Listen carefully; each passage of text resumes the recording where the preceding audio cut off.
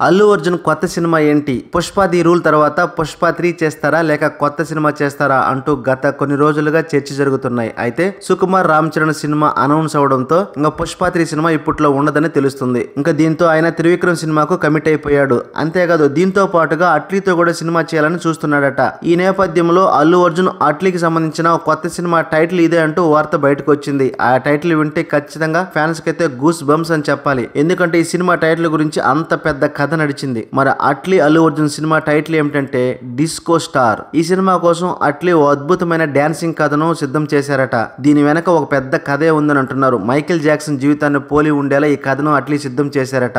బన్నీకి ఈ కథ భలేగా సెట్ అవుతుందని, అందుకే ఈ సినిమాకు డిస్కో స్టార్ అని పెడితే క్యాచీగా ఉంటుందని భావిస్తున్నారు. మరి అట్లీ అల్లు అర్జున్ సినిమా కోసం పెట్టిన డిస్కో స్టార్ ఏ విధంగా ఉందో కింది సెక్షన్ లో కామెంట్ చేయండి. మరి చూస్తూనే ఉండండి లేటెస్ట్ అప్డేట్స్ కోసం. దయచేసి మన ఛానల్ ను సబ్స్క్రైబ్ చేయండి, లైక్ చేయండి, షేర్ చేయండి, కామెంట్స్ పెట్టండి.